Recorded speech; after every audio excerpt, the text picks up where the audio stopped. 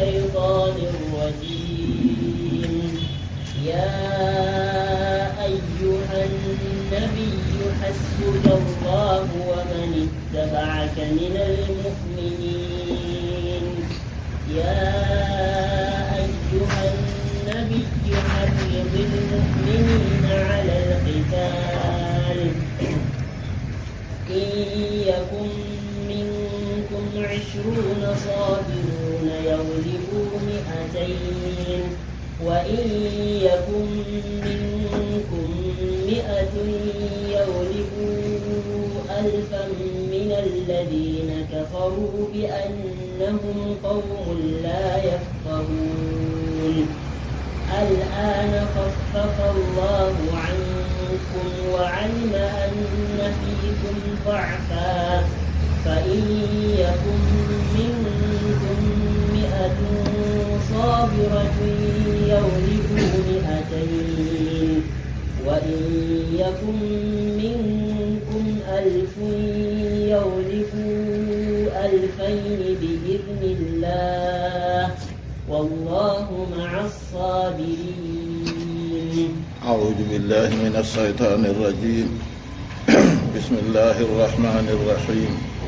الحمد لله رب العالمين والصلاة والسلام على سيد الأنبياء والمرسلين نبينا محمد وعلى آله وصحبه أجمعين ومن تبعهم بإحسان إلى يوم الدين. قال الله جل وعلا يا أيها النبي حسبك الله ومن اتبعك من المؤمنين. يا أيها النبي يا النبي حسبك الله الله إيما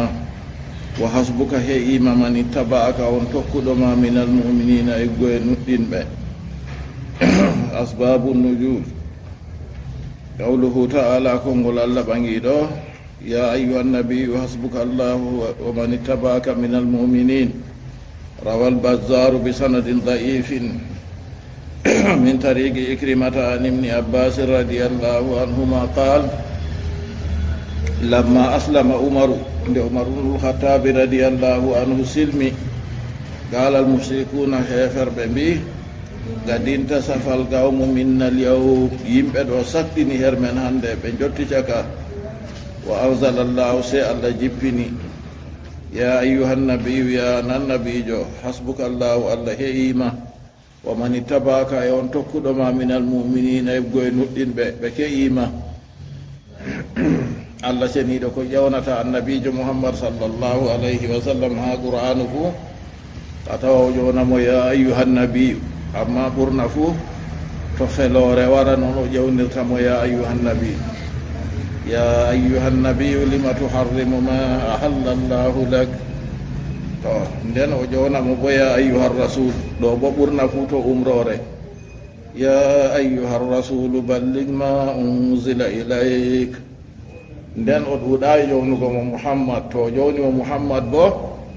o tokkina rasulu ka waran ɓawo ton muhammadun rasulullah ما كان محمد أبا أحد من رجالكم ولكن رسول الله وخاتم النبيين. دو عندن ينادي كدبي النبي صلى الله عليه وسلم الله نجوني ريمون دو كانجم كدبوري تلمغو دون صحابة ينفامي تبجان المفو يا نبي الله يا رسول الله بناني بجوني التمو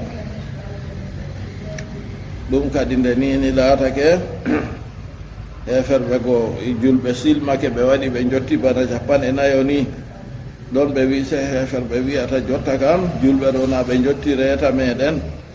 wa anzalallahu allah jippini ya ayyuha nabiyu hasbuka allahu wa man ittaba'aka min almuminin walahu shawahidun wodani hadisewol man hadiseji goɗɗi ceedoji. أخرج الطبراني وغيره من طريق سعيد بن جبير عن ابن عباس رضي الله عنهما قال لما أسلم مع النبي صلى الله عليه وسلم 39 رجلا وامرأة. دنيني يمبي capanɗe tato e jowenayo worɓe silmi hawtade worɓe be rewɓe fuu ɓe jotti ɓe capanɗe tato e jowenayo ko silmi ha makka summa inna umara aslam nden ɓawoɗon umar bo silmi fakanu 40 ɓe laatake ɓe 40 ko silmi ha makka fufu yaake nden nazala se aya jippi ya ayuha nabiyu hasbuka allahu wa man ittaba'aka min almuminin raarude arande ɗo ko annabijo muhammad sallllahu alayhi wa sallam feere mako tan wa akhraja ibnu abi hatimin bi sanadin sahihin an sa'id ibn jubair قال لما أسلم مع النبي صلى الله عليه وسلم 33 رجلا دني وربه capan etato silmiha annabijo nden wa 6 niswa rewɓe bo jeweego na ɓe hawri ɓe gaɗi 39 summa aslama umar hooti umaru silmi nazalat se aya jippi ya ayuha nabiyu hasbuka allahu wa man ittaba'aka min almuminin وأخرج أبو سيخ عن سعيد بن المسيب قال لما أسلم عمر أنزل الله في إسلامه لعمر سلمي على جبنها سلمك مولوم يا أيها النبي حسبك الله ومن اتبعك من المؤمنين لو أسباب النجوم يا أيها النبي حسبك الله قيل نزلت ببدر وئاما آية من كجبها كن بدر فالمراد بالمؤمنين بمؤمنين الذين كانوا حاضرين وقتها بلاتي بياهل ريبه كونوا بدر حبر بدر فيكون في ذلك مدح عظيم لهم kadi ɗo mantore mawde wonani ɓe kamɓe muminin nde nini allah ceniɗo wi annabijo allah heƴima ɓe tokkuɓe ma yuggo e muminin na laatake allah mantiɓe kadi wa dalilun ala sharafihim ɗum woodi dalila bo dow teddungal maɓɓe allah teddini ɓe kadi ɓe ƴewnirgoɓe inde mumini en ɗo wa yuhasu min dalika ɗo ho e nder bolwa ɗum ɗo anna almuminina ija stama'at qulubuhum ma sahsin la yuhzaluna abadan mumini en to ni ɓerɗe maɓɓe hawti ɓe fuu maɓɓe ha dow goɗɗo kadi ɓe jujjatake ha foroy asenden kam mumini en to yiɗi mara jalorgal yiɗi mara yo ko limawol muɗum wura se ɓe laata ɓe narra ɓe kawta ha toye kanjum ɓe wi ardinaɗo mo ardinama ɗo se yimɓe fu ɓerɗe muɗum gonɗa be maako to yimɓe yi oɗo yahira ɗo handay mo yetti wolwango mo wolwinamo ko ɓe isara ko ɓe sappaki bo walaysa fi dhalika atimadun ala gayrillah ɗon ɗo wala her majum tuugago ha dow ko luuti allah dey li anna almuminina ma talafta lahum illa li imanihim wa kawnihim hisbullah ngam mumini en ɗo a heɓay a mooɓi ɓe an muhammad a hawti ɓe ni koyna ngam nuɗɗinti maɓɓe e laataki maɓɓe kamɓe ɗo ɓe jama'are allah ɓe ɗo ballita diina allah ɓe kaɓan bo ngam diina allah kanjum yaari ɓe kono badar raja al amru lillah kanjum kadi ɗon kam fuu majum fiigo ɗum laati ɗum wodani allah taw ɗo konngol gotol ha konguɗi modiɓɓe tafsiru ɓe mbi ya ayuha nabiyu hasbuka allah wa man ittaba'aka min almuminin aya man ka jippi bi badarin ha badar ha konu badar konngol ɗiɗaɓol bo qila nazalat fi islami umar ibn al-khattabi radiyallahu anhu wi'ama aya man jippi ha silmaki umar ibn al-khattabi allah yardo ɗum ɓawo nde o silmi bada islami 33 rajulan wa 6 niswa ɓawo silmuki worɓe 13 be rewɓe joweego ɓawo ɗon umar ibn al-khattabi silmi fa yakunu huwa mutammiman lil 40 umar ibn al-khattabi nde silmi o laati o timmini jonta kam yimɓe 40 ko silmi tokki annabijo sallllahu alayhi wa sallam fa alal ula dow arande konngol arande ol kadi al ayatu madaniya ka baqiyatiha nden ka aya man ɗo ya ayuha nabiyu hasbuka allah wa man taba'aka min almuminin nden ka aya man ka madaninke ha bana ɗo ɓuray ɗum surawol man ba ayaje magol fuu wa ala sani dow konngol ɗiɗaɓol bo to nini ɓe mbi konngol ɗiɗaɓol kangol woni yaake umaru silmi sababu majum on waɗi aya man jippi takunul ayatu makkiya nden kam aya ka kanka kam ka makkinke ha asna suratin madaniya ka wari bo ha caka surawol madaninkewol naka e fi irin majum ɗon ha qur'anu ɗuɗɗum masin ولا مانع أنها نزلت مرتين بمكة يوم إسلام عمر ومرة بالمدينة في أهل بدر ومي ولا كدو جنبو لا تطو آية من دوك جيبي نديدي سلان دوore ما كجيبي ها مكة ياك عمر بن الخطاب سلمى رضي الله عنه nden kalori ka jippi ha madina kadi boyande kono badar don man don ko modiɓe mbiyata ba suratul fatiha fu yimɓeji man ɗo mbiya modiɓe ɗo mbiya noon wala kayefi kadi to laati noon bo nden allah jeniɗo wi an annabijo allah heeyima ɓe tokkuɓe ma ibgo e mumini en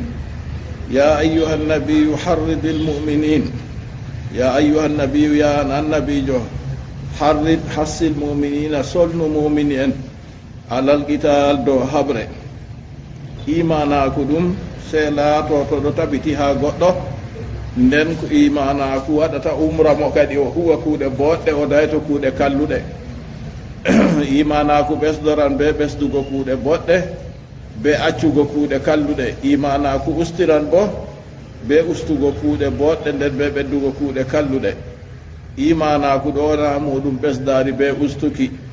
allah ceniɗo wi wa yasdada alladina amanu imanan ɓesda ɓen nuɗɗiniɓe nder moɗon imanaku yo noon annabijo sallllahu alayhi wa sallam o wi jeenowo jeenata wakkati yarata mbal seeto imanaku ɓortama ha maako gujjo wujjata wakkati wujjata seeto imanaku ɓortama ha maako yarowo mbal yarata mbal wakkati yarata seeto imanaku ɓortama ha maako jaftowo jaftata wakkati jaftata seeto imanaku ɓortama ha maako to imanaku goto ɓortama nden ɓawa ɗon kadi o huwi kuugal go timmi imanaku mako go lortan fota ɓe nanena waɗata seeto o tuubi annabijo sallllahu alayhi wa sallam a tindini bantoɓe ɓolti laral mbala alori a takkingal ngal joɗat bana nanena joɗata ni on goɗɗo to huwi geddal ɗo ɗum sabbibinan ha ustugo imanaku mako seeto o tuubi tuubu mako laamgu ɗo ko allah seniɗo wattitinan mo ha babe kuuɗe kalluɗe goo fu warta kuuɗe boɗɗe ya ayuha alladina amanu en mbi ya ayuha nabiyu harridil muminin ya an annabijo solnu muminin alal qitali do habtuki lil kuffari heferɓe ko waɗi o solnata mumini en ngam mumini en nuɗɗinki maɓɓe gonɗinki annabijo sallllahu alayhi wa sallam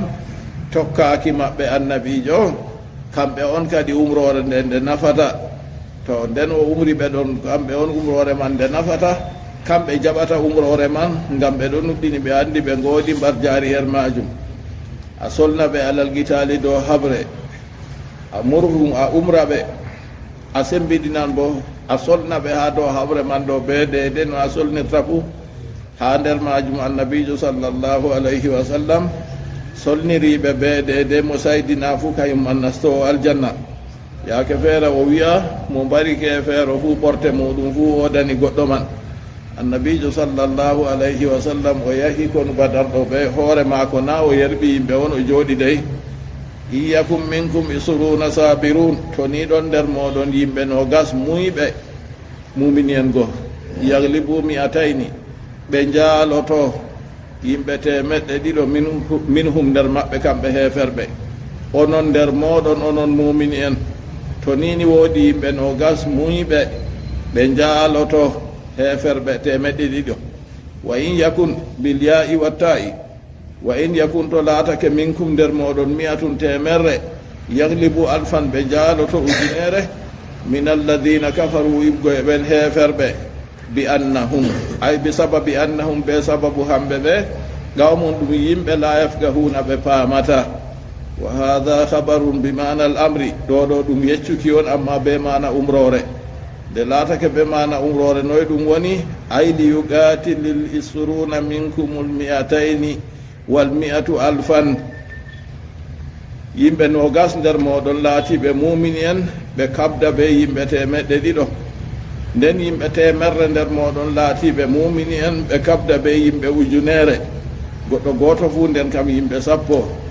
wa yusabbitu lahum ɓe tabitina ɓe bota ɓe dogga bo summa nusiha lamma kasaru seeɓa woɗon nasa kadi nde ɓe ɗuuɗi har ɗon allah ceniɗo ɓe hikima muɗum na wa man nasru illa min indillah en jangino aya sali wala her nasaraku ballal woni ko ena be Allah Allah seniɗo on waɗi goɗɗo goto man ɗo haɓan ɓe yimɓe 10 man ɗo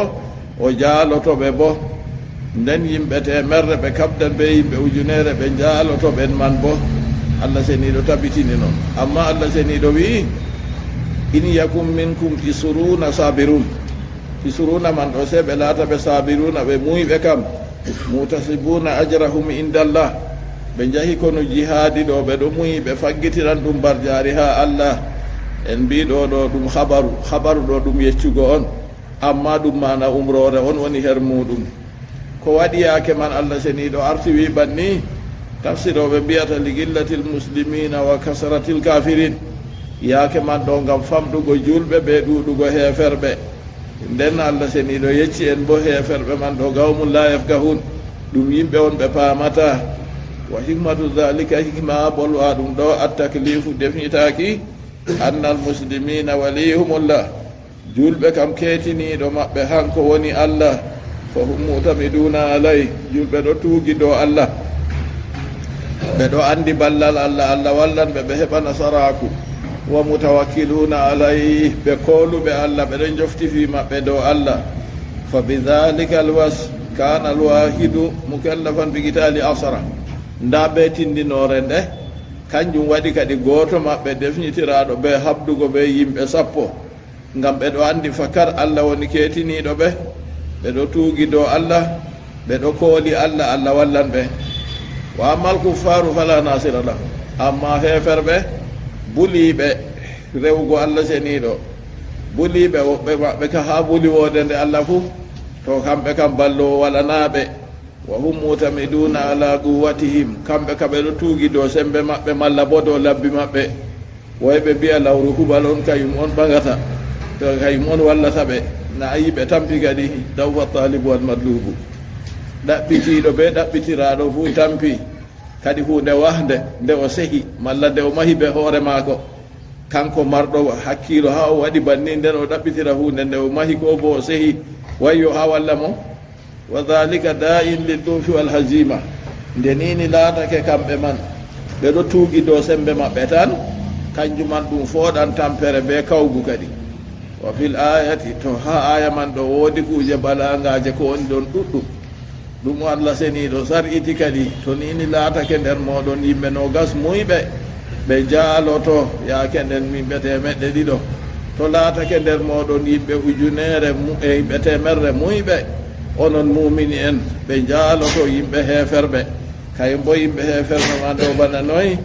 ɓen man ko ɓe laatake ɓe ujunere to ɗon man ni on laatake arande kam Allah seniɗo waɗani ɓe bana ni umri ɓe bo ɓe noon mumini en go gerdi bo ha konu badal go en gi misalu majum ɓe ɓurayte 313 nden heferɓe yahi ujunere malla bo ujunere ko luuti 50 hawtade ɓe noon fu julɓe go jaalake ɓe ɗum kadi ban Allah seniɗo wi ɓen laatiɓe heferɓe ɗo bi annahum qawmun la yafqahun kamɓe ɗo yimɓe ɓe paamata wa hadha habaru bi mana al amri ɗo ɗum habaru on amma ɗum mana umrore on ton Allah seniɗo umri ɓe on ɓe kabda ɓe ɓen man banani nden ɗum laatake bo ha aran dina islama on nden doggugo ha kono bo ha kono islama kono jihadi kay bo doggugo man ɗum haramun nden ɓawoɗon Allah seniɗo wi al'ana khaffafa Allahu anhu tafsiro men wi Jalaluddin rahimahullah o wi summa nusiha ɓe tabitata ɓe dogga yimɓe nogas habda be yimɓe 200 nden yimɓe 100 habda be yimɓe ujunere ɗo ta ɓe dogga summa nusiha hooti ɗo man nasama ko waɗi kadi o wi lamma kasru nde ɓe ɗuuɗi arande ka ɓe ɗuuɗayno ɓawoɗon nde ɓe ɗuuɗi kadi ko silmi nasti islama go ɗuuɗi ɓawoɗon Allah seniɗo nasi ittiɗo go o nasiri ɗum bi gawɗi ɓe konngol maako al'ana khaffafa Allahu ankum wa alima anna fikum dafa al'ana jonta khaffafa Allahu ankum nde on ɗuuɗi khaffafa Allahu ankum Allah hoynani on wa alima anna fikum dafan o andi tampere ɗon her moɗon ضعفا كو ضوفا بضم الضاد بترك باد وفتحها كو ما سكي دum dow o andi tampere ɗon her moɗon an qitali asrati amsalikum ngam tampere moɗon man accan habdugo be sappo e nderu moɗon. Allah seniɗo anduɗo kala hunde fuu, o andi kala hunde daga nde fuɗɗi ha nde timmi wattammare fuu. Allah seniɗo andi no nde woni, nden o arti o sar'ani ɓe ɗo daga arande, nden ɓawo ɗon kadi bo o lodi o hoynani ɓe. ɗum wala se ko sam kanjum man wa qad kana hadha fi sadri l'islam, ɗo ɗum laatake ha aran islama onno. wa kana firarul mi'ati min al alfi haram, doggugo yimɓe temerre ha yimɓe ujunere, to nini julɓe mumini en ɗo temerre, nden ɓe gari ɓe ɗo kabda ɓe heferɓe ujunere, doggugo man haramun. to a nani hunde haram bo to goɗɗo huwinde o heni yangitego, so nani to o tuubi Allah seniɗo yaafimo, to nden man en nana mo doggi caka maɓɓe ha yaake man. to nden ɓawo ɗon Allah seniɗo hoyni kadi ngam andugo tampere yimɓe no woni. non tampere man nde wangi bo laarule jotta to wari ba jamanu jonta, to a heɓata goɗɗo man jonta ka ko goto habdo be goto ma to a heɓat mona haɓani ngam dalila dina, nasalullah salamatu wal afiya, ngam dalila duyatema na ngam dalila dina kam. hande kam dalila dina on to a haɓan kam sey a laata a janginowo, an a jangowo, a janginowo, a gaajowo, a fitowo yimɓe, to andal ma yotti ɓuri noon a laata a gallifowo, laato habre ma ha dina bana ni, a ƴewniran goɗɗo ha waajuma ɗo ɗuɗɓe masinta ɗo jaɓa silma, ta yimɓe yiya ɗo wondi be yimɓe ɗo falataɓe, en ɗo bolwa en lornaka yimɓeji ɗon ɗo kuwana men ha ci'e meɗen. woɓɓe feere wuwoɓe loota siyare man moƴƴina, woɓɓe feere lootanoɓe men limse meɗen, goɗɗo feere ka ha ɗo mari mo defanta ɗum fuu, nden na julɗo. sey a ƴewnira mo ha lawol dina dey, to on ɗo perti on ɗo gewtiɗa ni ƴewnumo ha lawol dina. ɗuɗɓe masin bana ni man ɗo ɗo jaɓa silma, goɗɗo bo ñaaɗa, goɗɗo ɗon no ha amin ɗo bana gardi amin ni, mi to mi wolini mo haala dina o ñaaɗa, o wiya naɗo jula jemana, accanmi bo mi jula jam. wiyomo kay jemaɗo yaake ma saali jonta ɗo nda yaake jeeɗo, to a tokka deydey ko Allah seniɗo umrima ɗo yaake je annabi Isa ɗo saali jamanu man, jonta ka je jamanu annabijo Muhammad sallallahu alayhi wa sallam. to a tokki ɗo ni yaake nden a woodi mbar jaari, a hisan torraji ɗo pat timman ha ma yande janngo bo a nasta aljanna. o wiya o miiɗa banni man tokki ha o watiri banni man tan, amma ɗuɗɓe bo fototiri banni man to wolli man ɗo jaɓa silma, kadi sey en bolwana ɓe ɗon on kadi laatake jihadi je en anndi hannde kam. amma jihadi ni hannde be balmol ni goɗɗo man o ƴewnira ha laawol diina kay, amma famɗi kam nokkure man ɗo ɗum ɗumanatako, ngam yiigo deydey yimɓeji ko wari ɓe sañji ɓe ngaɗi ha duniyaru man, warti jonta kam sembe ha habre woni, ha deydey nafu woni kam fuu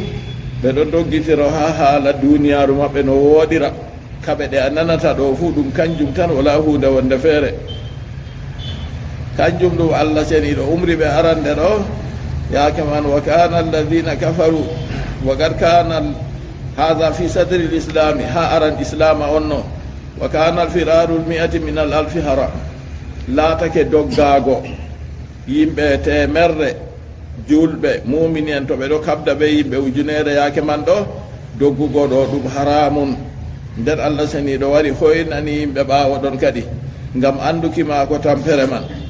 alima llahu dafa man yaati bada sadri l awali anil gitali,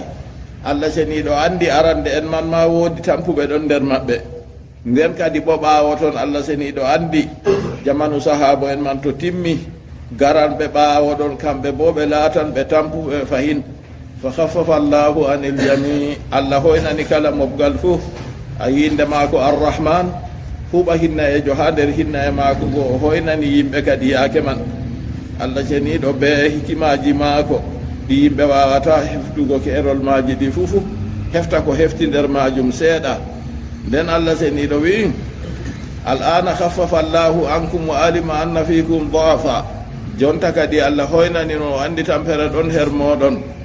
an gitali asarati amsalikum, on wawata habdugo be sappo ba yeru en mon. fa in yakun ɗo wi bil ya'i wa ta'i fa in yakum minkum mi'atun ɗo laatake fa'ili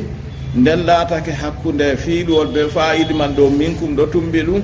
yimɓe nahwu wi'ata yaake nden ha fiilu man ɗo dagan worɗinego be rewɗinego fuu ɗum waɗi kadi yakun worɗinama to takun bo rewɗinama ngam fa'ili mum ɗon ha to kanjum woni mi'a fa in yakum minkum mi'atun sabira to ni ɗon her moɗon yimɓe temerre muyɓe mumini en yaglibu mi'atayni ɓe jaaloto heferɓe temeɗɗe ɗiɗo minhum nder maɓɓe kamɓe heferɓe ase jotta ka warti goɗɗo julɗo goto fu habda be yimɓe ɗiɗo kadi wa in yakum minkum alfun to ni ɗon nder moɗon yimɓe mumini en ujunere yaglibu alfayni ɓe jaaloto ujune ɗiɗi bi isnillah bi iradati ɓe muño Allah wa huwa habarun bi mana al amri ɗum habaru on amma ɗum mana umrore to laatake mana umrore kan noye mana majum ay li tugatilu mislaykum Allah seni ɗo umri on kabda be yeru moɗon ɗiɗi wato cowi mon ɗiɗi wa tusabbitu lahum on tabitina ɓe bo tata on dogga en mbi doggugo man ɗo ɗum laatake ɗum haramun asbabu nujul sababu jippago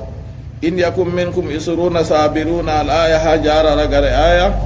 akhraja ishaq ibn rahawayhi fi musnadihi an ibn abbas radiyallahu anhuma qala lamma aftarada allahu alayhim deni allah farlidini do mabbe an yugatilul wahidu asaratan goto nder mumini en habda be yimbe sappo sagula dhalika alayhim bolwa dum do se teddi do mabbe wa sagga dum sadani be fa wada allahu anhum sadirma man do kadi se allah ustini be kadi nde allah ustini be ha don go ila an yugatila al wahidu rajulaini allah ustini be warti kadi jonta kam nde ɗum saɗani ɓe goo allah ustini ɓe wa sagga fa wada allahu anhum ila an yugatila al wahidu rajulaini warti kadi goɗɗo goto habda ɓe worɓe ɗiɗo fa anzala llahu ɗon allah jippini in yakum minkum isruna sabiruna yaglibu mi'atayni to ni laatake nder moɗon no yimɓe nogas muyɓe ɓe kabda ɓe temeɗɗe ɗiɗo taw ɗo kana aya arande ha nden ɗon man ɗo allah seniɗo sar'i banni man ɗo hidde ko ɓawo ɗon olori o hoynani ɓe kadi ɗum man ɗo hoyni hoyende man ɗo nde laatake kanjum ka ɓe wiɗo duumi to nini kono jihadi waɗi yimɓe julɓe ɗiɗo kabdan ɓe julɗo goto habdan ɓe heferɓe ɗiɗo doggugo man ɗum haramun kadi o doggata se o muña dow noon man kanjo o wi ha ɗo wa hada habarun ɗum habaru ɗum yeccuki on amma bi mana al amri be mana umrore ay li yugatilu mislaykum li tugatilu mislaykum wa tusabbitu lahum on habda ɓe yeruji mon ɗiɗi on muñana ɓe bota on dogga wallahu ma asabirin allah ɗo wondi ɓe muyɓe bi awnihi ɓe wallide muɗum oɗo andi ha on goni man on kabdata ɓe maɓɓe nden nden ballal maako bo o waddanan on jaalotoɓe ma kana linabi ما كان لنبي أن يكون له أسرى حتى يثخن في الأرض يريدون عرض الدنيا والله يريد الآخرة والله عزيز حكيم لولا كتاب من الله سبق لمسكم فيما أخذتم عذاب عظيم فكلوا مما غنمتم حلالا طيبا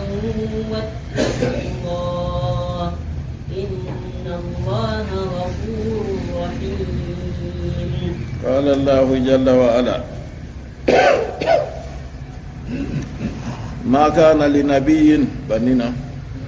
ونجل آيان غران كجيبي لما أخذوا الفداء عند بكوي صوتاري من أسرى بدر نيوغوي دا بكونو بدر en bino kono badar timmiɗo ɓe mbari wayne be wayne nder heferɓe capan jeeɗiɗo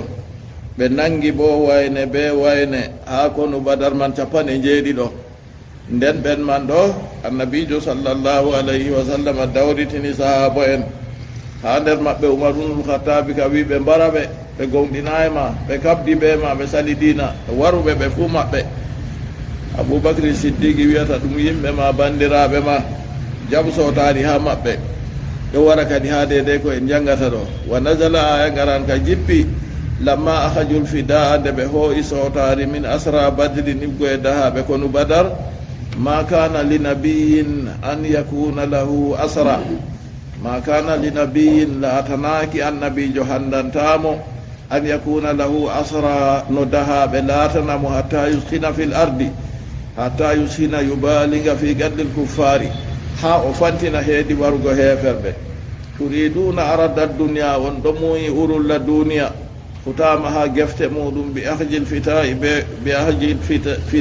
ɓe howgo sotari. wallahu yuridu lakum al akhira, allah bo ɗo muyani on al akhira ay sawaba ha mbar jaari al akhira bi qallimɓe wargoɓe.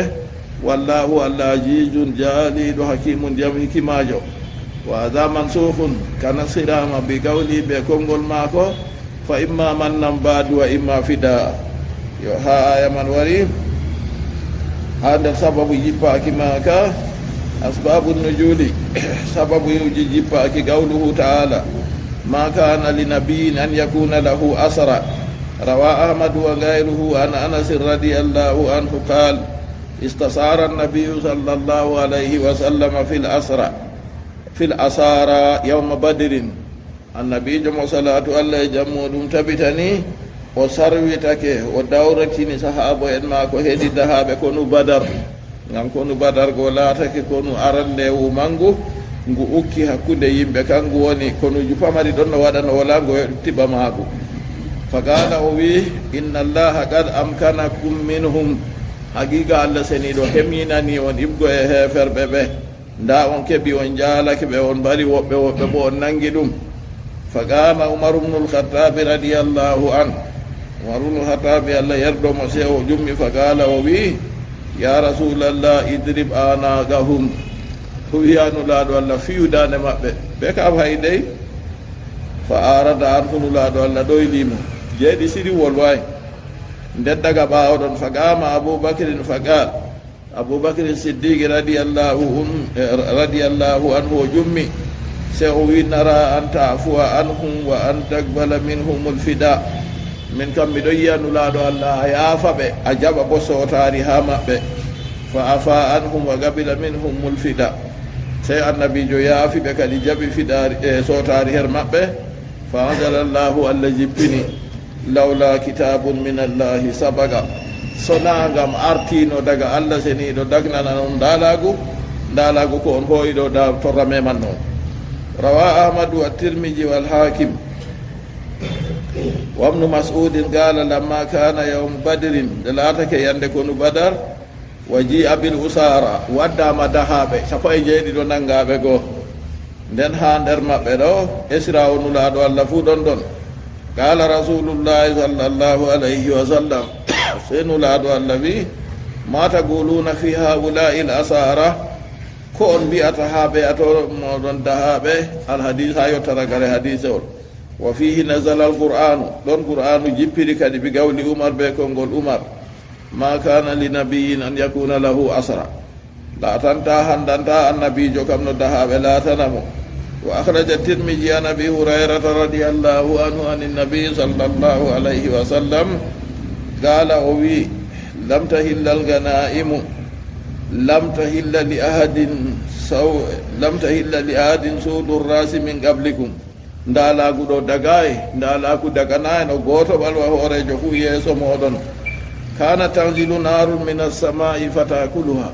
yiite laatake ɗon no jippa daga asama to ni ɓe koni heferɓe ɓe mofti jawle, yiite jippa daga to asama wara ñama jawle man fu. ko goɗɗo itti ko sulere woore yiite gotoge jippi nge ñamata, se nge ɗo mari harka ɗon ɓe hirlita ɓe wadda ɓe ɗaɓɓita ɓe wadda ɓe wata ɗon yiite go lutta ñamgo. falamma kana yawm badrin waga'u fil ganaimi, nde yande konu badar waɗi ɓe mbari heferɓe mbaraɓe nanga woɓɓe maɓɓe doggi, se julɓe ukki ha dalagu wo derke en doggi dow jawle goo ɗon hoosa gabla anta hilla lahum daga yeeso dalagu wo dagana ɓe.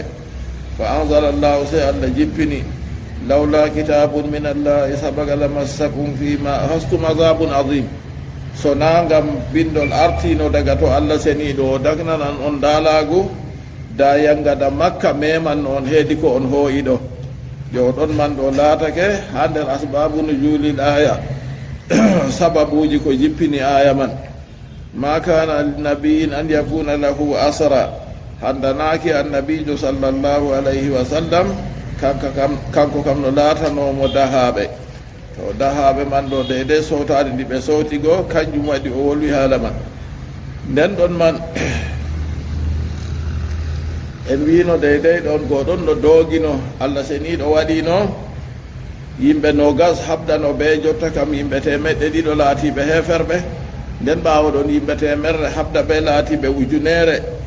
heferɓe allah seniɗo nasi ɗum ɓaawo man nde allah seniɗo nasi ɗum warti jotta kam julɗo muminijo goto habda ɓe yimɓe laatiɓe heferɓe ɗiɗo kanju kanoye ɗum ɗo doogi kadina wa gad istamarra dhalika al amru ila yawm al qiyama ɓe mbi kanju ka ɗum doogi ha yaago ñalomare dargal kanju ka ɗum nasakta ha deydey dahaɓe goo annabijo sallllahu alayhi wa sallam hawi wa nazala lamma akhaju lfidaa min asra badrin wa kanu 70 min sanadidihim dahaɓe ha konu badar man laatake 50 mawɓe maɓɓe hohoɓɓe maɓɓe ruwiya annahu lamma jia bil asara fillama wakkati nde dahaɓe goo gaddama ɗon kadi ga ala rasulullahi sallllahu alayhi wa sallam ma taquluna fi haula nulaɗo allah ƴami sahabo en ko on mbiyata ha ɓeeɗo ko qala aboubacrin ya rasulallah aluka wa qawmuka istabqihim la alla llaha an yatuba alayhim ɗum yimɓe ma ɗum koreji ma accuɓe bela allah seniɗo jaɓantubu maɓɓe ɓe silmo ɓe nasta dina ni aboubacrin siddiqui radiallahu anhu kanko kam konngol mako ngol o laari ngol o wi nde ni annabijo sallllahu alayhi wa sallam ƴami nden o wi wa hus minhum fida an yakunu laka quwatan ala lkuffar jaɓu ba sotari ha maɓɓe laatanama sembe dow habdugo be heferɓe man wa qala umar ya rasulallah kadabuka wa akhrajuka gaddimhum nadrib anagahum ɓeɗo nangaɓe ɓe ɓe pewnima ɓe meedima ɓe wurtinima wuro makka jotta kam wadduɓe kamɓe ɗo min piyadaɗe maɓɓe be kafaje jam nden ɗon gonde umar ibnul khattabi wolwi ɓannigo o wiyata o ɓeddi fayin makkin aliyan min aqilin fayadribu unuga o wi aliyu bi bappa ma ɗo a hemñinanamo ha derɗi ko biyeteɗo aqil o soppa dande maako o mbara mo wa makkin hamsata min al abbasi yadribu unuga hemñinan abbasi bappa ma hamja bappa ma kayum bo soppa dande abbasi der ɗum o mbara mo fa inna haulai aimmatal kufri nda ɓeɗo kamɓe woni hohoɓɓe imam en ha keferaku ni deydey umar ibnul khattabi radiallahu anhu ko wolwi wa qala ibnu rawaha abdoullahi ibnu rawaha wi unzur wadiyan kasira alhatabi fa arkhilhum fihi summa adrimhu alayhim naran ɗo wiyata abdoullahi ibnu rawaha o wi laaru waadi on ɗuuɗa leɗɗe on a naada ɓe nder ton to a naadi ɓe goo a huɓɓa yiite dow maɓɓe yiite man nge wula ɓe fa sakata rasulullahi sallllahu alayhi wa sallam walam yujib laaɗo allah jeeɗi jabaki ɓe summa dakala o nasti na ɓe waɗinimo dankini oɗon no ha toon o nasti a dankigo fagala nasun sey yimɓeji mbiyata jotta kam yahuju bi gawli umar tema ho ar konngol umar ono bara ɓen man wa qala nasun yahuju bi gawli ibni rawaha kay o ho an konngol ibnu abdoullahi ibnu rawaha on o huɓɓan yiite o naada ɓe toon o huɓɓa yiite dow maɓɓe summa haraja rasulullahi alayhi salatu wassalam nden ɓawoɗon nulaɗo allah wurti fa qala o wi inna allaha la yulayyinu quluba rijali o wi ande allah ɗon ɗelmina ɓerɗe worɓe hatta takuna alyana min allaban ha ɓerɗe go laata ɓuran ko sam fu ɗelmugo wa yasuddu quluba rijalin allah ɗo sattina ɓerɗe worɓe bo hatta takuna asadda min alhijara ha ɗe laata ɗe ɓuran ka e fu satugo wa inna mislaka ya aba bakrin misla ibrahim andu an aboubacry misalu ma an ɗo bana misalu annabi ibrahima noyi misalu ma ko qala annabi ibrahima wi قال فمن تبعني فإنه مني ومن عصاني فإنك غفور رحيم annabi ibrahima wi to woodi mo tokki am haa ɓe aleni am her muɗum ɗo kanko kam mo iggo e am yo kadi mo yeddi am bo jawmirawo am a ɗuuɗa farukiijo a ɗuuɗa hinnukiijo o wiyay mo yeddimo ɗo allah mbara ɗum kañ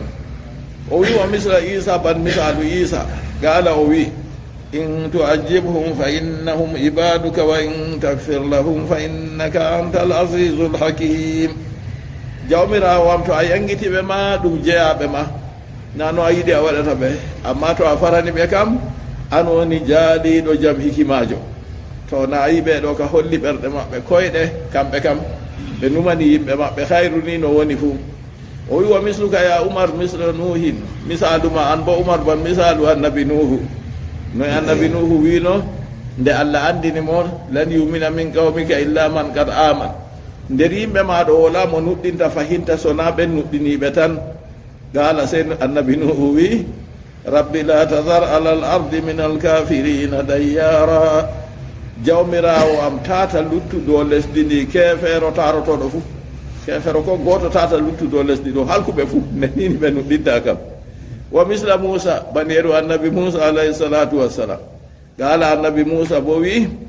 wakkati ni nde jottaka ɓeɗo ɓe cali nuɗɗingo o wi rabbana tmis ala amwalihim wasdud ala qulubihim jawmirawo moytuɗo jawle maɓɓe ɗo ɗe kalkaɗe fuu sattin bo dow ɓerɗe maɓɓe ta ɓe nuɗɗina sam hatta yarawul azabal alim ha ɓe giya yangada nawka to o windaɓe ana misalu man o yecci alaya summa qala rasulullahi sallllahu alayhi wa sallam hotinulaɗo allah mo salatu allah e jammuɗum tabitani wi alyawma antum ala fala yaktulanna ahadun minkum onon ɓe on laatake on iyalu handere nde wala goto fuu mo warata goto nder maɓɓe illa bi fida'in koye nani jottaka ɓe sooto aw darbi unuqihi alyawma antum ala fala yaflitanna ahadun minkum onon ɓe on lattake on iyalu nda on nangaɓe jonta on ɗon haa ɗo wala goto nder moɗon kisanɗo illa bi fida'in aw darbi unuqi jotta kam se ɓe sootari moye mon fuu sooto hoore mum to wala ko o sootoro bo jonta kam se soppugo dande mako o maya kadi qala umar ibnul khattabi radiallahu anhu fa hawa rasulullahi sallllahu alayhi wa sallam ma galahu aboubacrin o wi nulaɗo allah yiɗi ko aboubacry wi walam yahwi ma gultu o yiɗa deyde komi wiɗo wa akhraja minhum lfidaa wa huwa an kulli wahidin isruna ugiya min aldahabi se nulaɗo allah ho i sootari ha ɓeɗo 90 nangaɓe goo kala goto fuu hokka ugiya kangeeri 40 wato ugiya gotel bo ɗum dirhammeje 40 a waɗa 40 nde 40 kadi a nde no gasde an kulli wahidin isuruna ugiya no gas nden ugiya gotel ɗo ɗum dirhammeje 40 ɗo a waɗa ɗum nde no gas ɗo ɗon kala goto fuu sotirta hoore mum be man waqila wiyama 40 ugiya konngol feere wi kala goto fuu ugiya 40 ugiya gotel bo on goɗɗo fuu sotirta hoore muɗum ɓen man ɗo haa ɓe dilla illa al abbas koyna abbasi bappanulaɗo allah fa akhraja minhu samanuna ugiya an nafsihi kanko ka hoore maako kanko tan nulaɗo allah hooyi ha maako ugiya 80 wa animnayi akhihi be ɓiɓɓe derɗi ko ɗiɗo aqil ibni abi talibin wa nawfal ibni lharisi samanun kamɓe bo fayinta annabijo hooyi ha maako sotiri ɓiɓɓe derɗiraɓe maako ɓen bo fayinta ɓe samanuna ugiya 80 wa akhja minhu waqtal harbi isrun o hooyino her maako wakkati habre bo fayinta ugiya nogas fa jumlatu ma akhja minhu 180 ugiya mobgal ko nulaɗo allah hooyi ha maako kanko abbasi feere maako ugiya 150 qala umar falamma kana min algad nde janngo waɗi jotta kana anda kiita ka timmi jotta ka moye fuu soota hoore mum so na noon bo ɓe soppan dande mum nden gorka feere ɗon jawmu ha siya ɗo o wolwayi ko lutti ɗon to nini ɗaatake goɗɗo goo o wala ko o sootira nden fayinta o yiɗa mbareego to o laati o jannguɗo o jangina ɓiɓɓe julɓe sappo to feeri ni ɗon bo fayinta o sootori hoore maako falamma kana min al-gadi Umar ibn al-Khattab radiyallahu anhu wi hande dakita ka be gadi jangogo nde wadi sey jitu garmi fa ija rasulullah sallallahu alaihi wasallam Abu Bakr yabkiyani sey mi tawi danu laado Allah be Abu Bakr be dido fu be do boya kuntu ya rasulullah akhbirni min ayyi shay'in tabki anta wa sahibuk fa in wajadtu bukaan bakaitu wa in lam ajid tabakaitu li bukaikuma o wiyata yanu laado Allah ye camle hande yere hunde on an be sobajo ma Abu Bakr on do boya to nini mi tawi deydey ko mi woya to mi tawi na hunde woyatende bo nde an be sobajo ma fu aɗo woya kam mi woykitina kadi faqala rasulullahi sallallahu alayhi wa sallam senulaɗo Allah yecci mo wimo abki lilladi arada li ashabi min ahdihim lfida miɗo woya gam hunde ko fe'ini sobiraɓe am sahaba en am ibgoye hoygo sotari ko fe'ani ɓe won ɗume faqad urida alayya adabuhum adna min hajihi sajara li sajaratin garibatin minhu sallallahu alayhi wa sallam o wi yangada maɓɓe jippina fe'inama dow am ko ɓuri ɓada ko lekkiki a yiyata ɗo to leggal gongal feere ɗon no ko waɗimo o wolwi banni fa nazalatil aya o wi ɗo woni sababu kadi aya man jippi ma kana li nabiyin an yakuna lahu asra wa hadha min babi hasanatil abrari sayyiatil muqarrabin o wi ɗo ɗon nder babu on mbondi ha yimɓe woɗɓe de yimɓe boɗɓe ɗo tan yimɓe Allah to ɓe huwi ɗum boɗɗum ha maɓɓe amma ɓaddinaɓe ha Allah kam ɗum kalluɗum kuyɗe maɓɓe kalluɗe on fa rasulullahi sallallahu alayhi wa sallam lam yamal illa ma ubiha lahu nulaɗo Allah huwayi ko ena ko daknanama mo yamgo dalagu man na Allah daknanimo wa innama atabahu ta'liman liman yatawalla al umura min ummatihi husna siyasa Allah seni ɗo feli nulaɗo Allah ha aya ka ngam andingo ɓen ɓe heetinta fiiji yuggo e ummatore maako woɗugo siyasa ɓe tokkotoɓe ɗum ɓe gonɓe ɓaawo mum min annahu la yakbalu lfidaa min alkuffar o wi kanjum kadi o jaɓata so to ari her heferɓe ni hatta yakuna gadiran alayhim ha to o laati o bawɗo dow maɓɓe wa zafiran bihim o tinoriɗo ɓe maɓɓe ɗo kadi kanjum ardiɗo fuu kayum bo andi kadi no woddata ɓe yimɓe muɗum nden o wi summa ma kana li nabiyin an yakuna lahu asra hatta yuskina fil ardi latanta annabijo dahaɓe ha o laata o fantina wargo heedi lesdi turiduna on ɗo muñi ayyuhal muminuna onon mumini en arada duniya urulla duniya on yiɗi onon hutama ha gefte duniya bi akhjil fidayi ɓe hohugo sotari wallahu yuridu lakum Allah boɗo muñani on al akhirata al akhira ay sawaba ha mbar jari al akhira bi galli himɓe warki ɓe wallahu azizun Allah jaaliɗo hakimun jam hikimajo o wi wa hadha mansufun aya man ɗo haala ka wolwa ha ɗo ka nasiraka bi qawli ɓe konngol Allah wa imma mannan ba'du wa imma fidaa to nini on jaalake heferɓe on nangi ɓe on moƴƴa ɓe ɓaawo ɗon on yofta ɓe mere ɓe dilla malla bo ɓe dokka sotari to sotari man ɗo laatake Allah seniɗo dagnani ɓe kadi lawla kitabum min Allahi sabaga ɗo ha nder felore nde Allah seniɗo feli annabijo sallallahu alayhi wa sallam o wi lawla kitabun min Allahi so nagam deftere warnde daga to Allah sabaga artino bi ihlalil ganaimi ɓe daknuki dalagu wal asra e dahaɓe lakumɗo moɗon so nagam Allah daknanino on dalagu ɓe dahaɓe man fuu ha ko on hoo'i dalagu ɓe dahaɓe man ɗo ɓe sotake ɗo lamassarkum fima akhastum da memanno on heedi ko on hoo'i ɗo min alfidayibgo e sotade ɗo azabun azimun yangada makka amma kadi nde Allah seniɗo daknani on bo noyi fakulu mimma ganimtum ñaame kadi ibgoy ko on dahi ndaalagu ko on hoosiman ñaame halalan tayyiban ɗum dagi ɗum belɗum wattaqullaha ndeyente luutugo Allah wattaqullaha kule Allah inna allaha ande Allah gafurun nduuɗa farukiijo rahimu nduuɗa hinnukiijo kulol Allah to ɗo ha ɓi adama waɗata o rewa Allah kulol Allah to ɗo ha ɓi adama waɗata o acca yeddugo Allah kulol Allah to ɗon ha ɓi adamajo laatata o adilijo kulol Allah to ɗon ha ɓi adamajo o ɗaɓɓititta no o rewrata Allah kulol Allah ngol kangol on to laati ardi wallititamo kadi o heɓa o huwa kuuɗe boɗɗe fo Allah seniɗo wattaqullaha kule Allah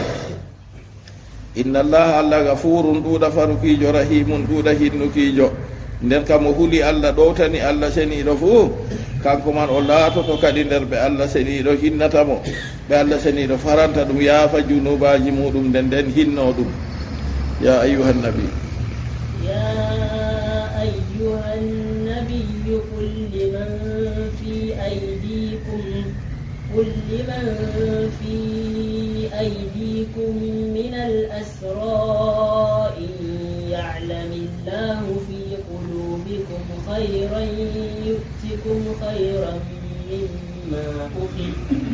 يؤتكم خيرا مما أخذ منكم ويغفر لكم والله غفور رحيم. قال الله جل وعلا يا أيها النبي قل لمن في أيديكم يا أيها النبي يا النبي جو قل يقول لمن في أيديكم بن قن بهاجو دمودن من الأسرى إبقوا دهابه من الأسرى نكو أسرى ننم وفي قراءة الأسرى نورت ديفو أسرى gon ɓe ha juuɗe mon minal asara ibgo e dahaɓe wa fi qira'atin al asra to wiiɓe in yalamillahu to ni Allah andi fi qulubikum hayran hayru ɗo nder ɓerɗe mon ɓeɗo go nannganoɓe go nden ɓe dokkino nda e sotari go to ni Allah andi imanaku ɗon nder ɓerɗe mon wa ikhlasan e laɓɓinanki Allah yutikum Allah hokkan on hayran ɓurɗum mimma ukhija minkum dininta ko ho a her mon min alfida yuggo e sotari bi an yudaifahu lakum fi dunya Allah sowana on ɗum ha duniyaru nden wa yusibakum fil akhirati Allah warja on bo wa yusibakum fil akhirati o warja on heedi al akhira bo wa yaghfir lakum o farana on junubakum junubaji moɗon wallahu Allah gafurun ɗuuɗa farukijo rahimun ɗuuɗa hinnukijo ɗon bo fayintan a wari seyore ha muɗum أسباب النزول قوله تعالى يا أيها النبي قل لمن في أيديكم يا النبي جوي قل بها جود من هاجها رجل آية روى الطبراني في الأوسط عن ابن عباس قال العباس رضي الله عنه وفي نزلت عباس بفنولاد الله وها من آية كجبي حين أخبرت رسول الله صلى الله عليه وسلم بإسلامي wakkati geccu min nulaaɗo Allah silmukiyam an yuhasibani bil isrina ugiya yaake nden o heenanmi o hokkami be ugiya nogas allati wujidat ma yitawɗe ha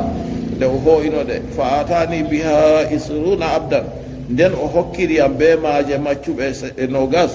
kulluhum tajirun bi mali fi yadi kala goto maɓɓe fuu ɗon filira be jawdi ha juuɗe muɗum ma arju min magfiratillah laatake deydey jawdi ndi o tawino wato jawdi man oɗon no wallitira yimɓe ha ɓe yakonu badar yaake man na o silmayno kadi kanjum kadi jawdi man ndi o wallitiranno ɗo kayri man nulaaɗo Allah hooyindi kanjum dende o silmi o yecci nulaaɗo Allah hokkimo bakin maccuɓe nogas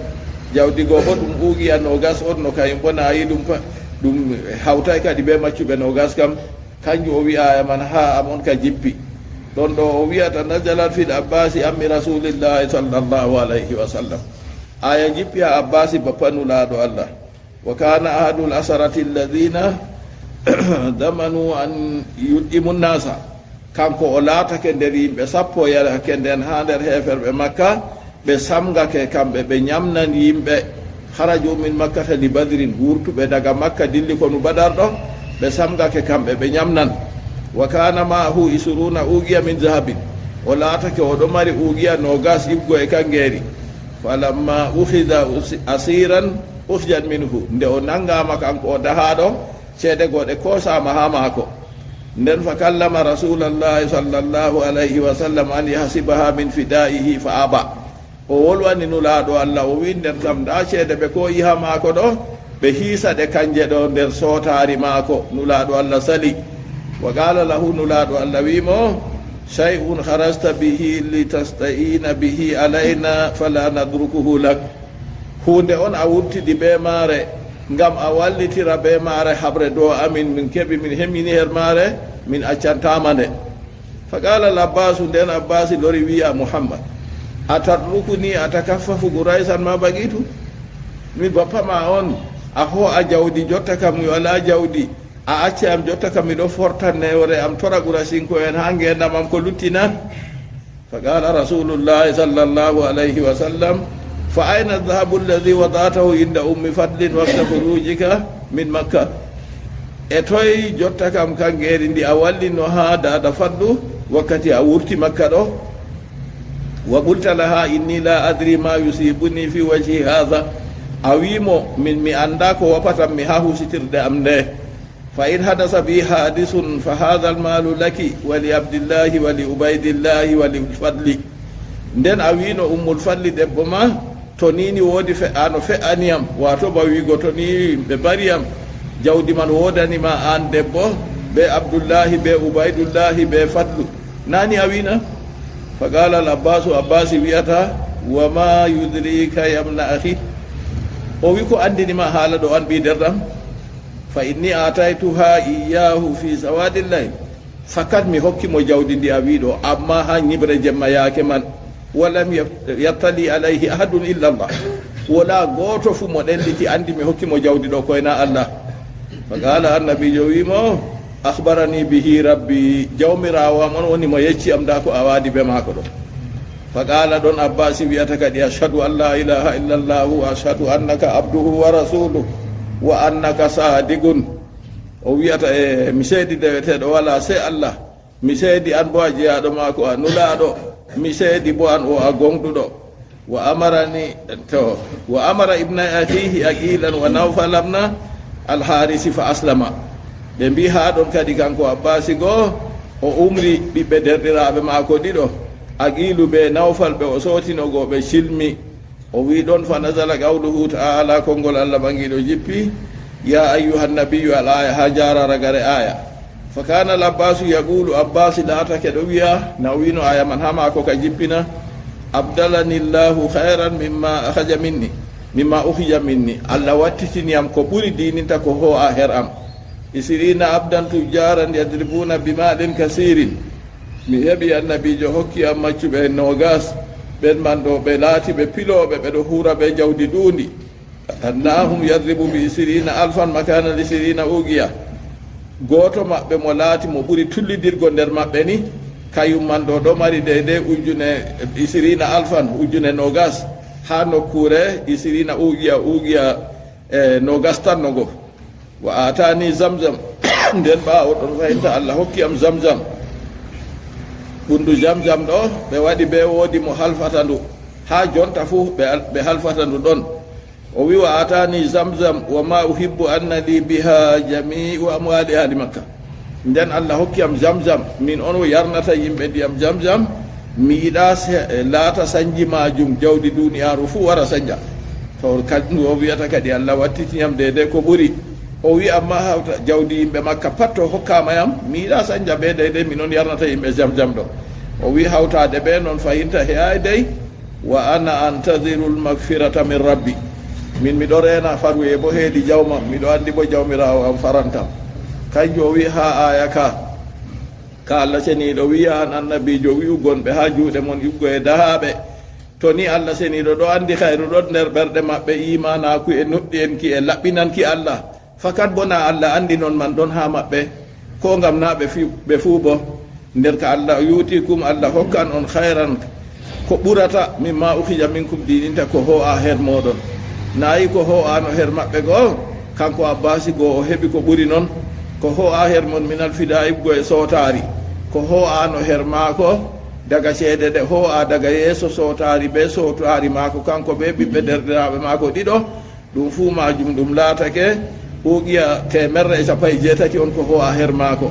nden laaru maccuɓe nogas o wari o heɓi kala goto fuu ko fildata na ɗum hunde waññore hawtade ɓe noon o wari o heɓi nde makka maɓɓitama goo kanko on laati yarnowo jamjam nden o wi hawtade ɓe noon fuu oɗo tamma bo hinna e allah ceniɗo fakatna o tammoto ɗum allah ceniɗo wi hokkan on ɗeɗe ko ɓuri noon to ngam dalila bo wa yakfir lakum allah farana on junubaji mon bo dow man wallahu gafurur rahim Allah laatake ɗuuɗa farukijo ɗuuɗa hinnayejo wan yuridu khiyanatak nasallah salamata wal afiya wa salli llahumma wa sallim wa barik ala nabiyika wa rasulika Muhammad wa ala alihi wa sahbihi ajmain.